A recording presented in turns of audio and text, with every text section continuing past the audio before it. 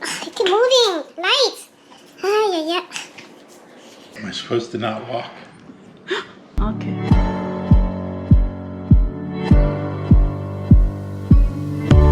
So today we're going to make Hawaiian-style French toast. Now the difference between Hawaiian-style French toast and regular French toast is that Hawaiian-style uses what we call here on the mainland King's Hawaiian bread. Now actually what this is a Hawaiian adaptation of pan doce, which is a Portuguese sweetbread.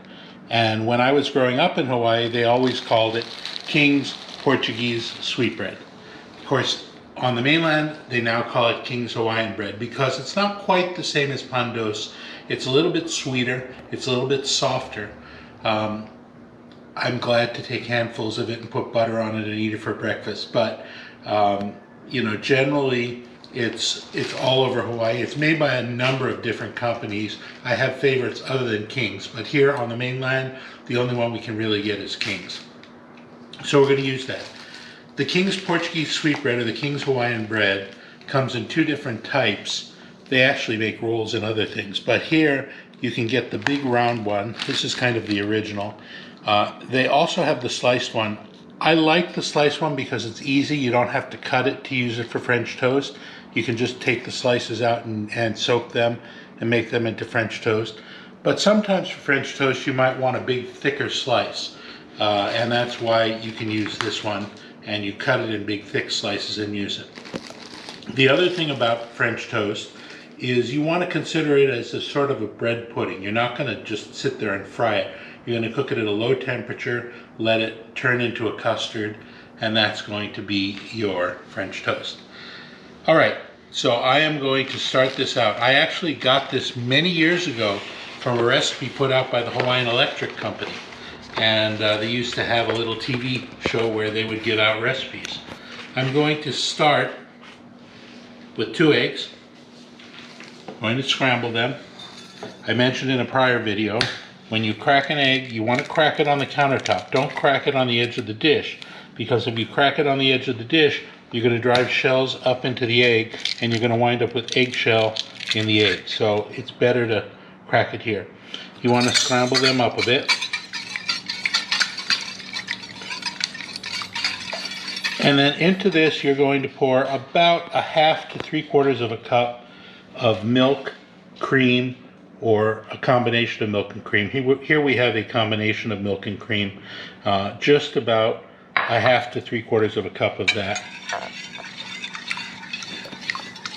That is your basic custard mix. Now you want to put spices in it. There are a few different spices I like to use in my French toast. Cinnamon is a nice sweet spice. I'd put in about 1/2 teaspoon of cinnamon into this mixture.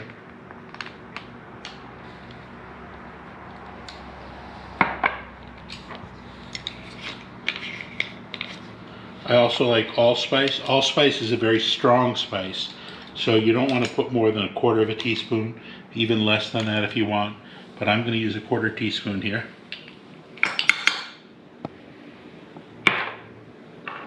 And then ginger. Now ginger, you also want to put somewhere between 1/4 and 1/2 teaspoon of that. I'm going to use a full 1/2 teaspoon.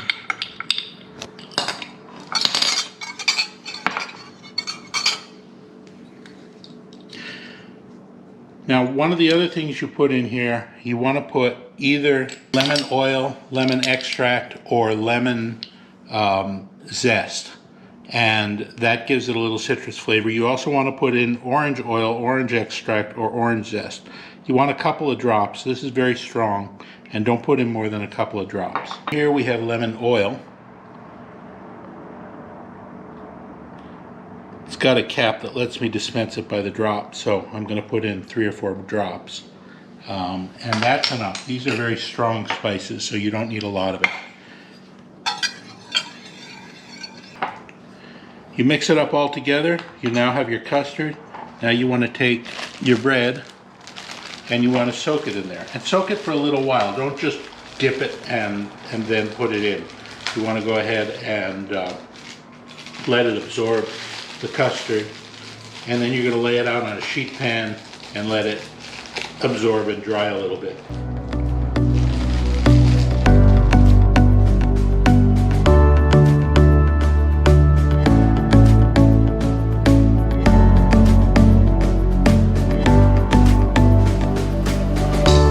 Now after you've got some egg into the bread, you want to lay it down on a pan and let the egg absorb into the bread before you cook it.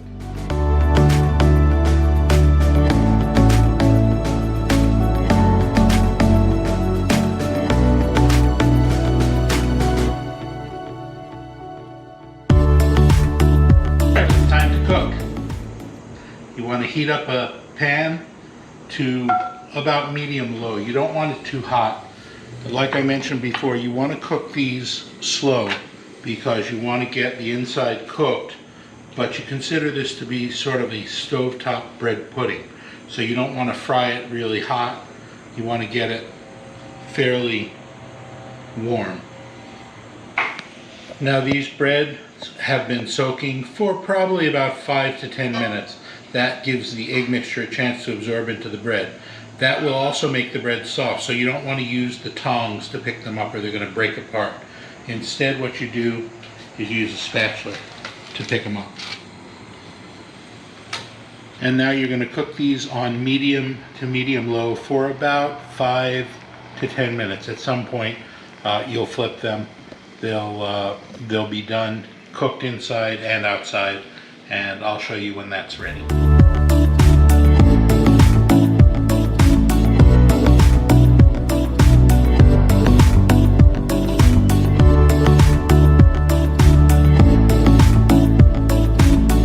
Okay, these have been cooking for about 3 minutes and one side seems to be already brown, so I'm going to flip them.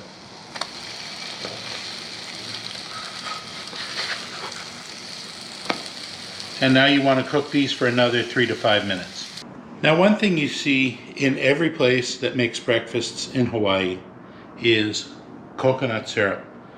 That's an essential. I think it makes a big difference on this particular toast. You can use regular syrup, you can use jam, you can use just powdered sugar, but I think coconut syrup gives it a special flavor. I like coconut syrup on my French toast. You can't really find it much in stores in the mainland. If I get any requests, I'll show you how to make your own coconut syrup at some point, but if you have it, that much better. All right. When you cut into this, you see it's crispy on the outside. It's got a nice soft texture on the inside, like a bread pudding. You cooked it slow, so that gave the inside a chance to cook.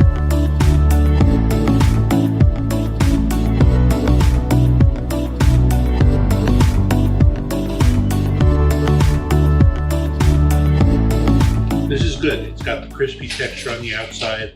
It's got the sweetness from the coconut syrup. It's got all the spices that we put into this, and it's nice and soft. So it's a combination of soft and fluffy together at the same time, and it's very tasty. So there's your Hawaiian French toast. If you like this, please subscribe. Please give us a thumbs up. It helps us out a lot, and in the future, we will go ahead and we will be traveling around the world. We'll show you some great restaurants and great places to eat when we travel. For now, while we're still in quarantine, you're going to get more Hawaiian recipes. If you'd like a recipe for any particular kind of Hawaiian food, let us know in the comments below, and we'll go ahead and we'll cook it and we'll show you how to make it.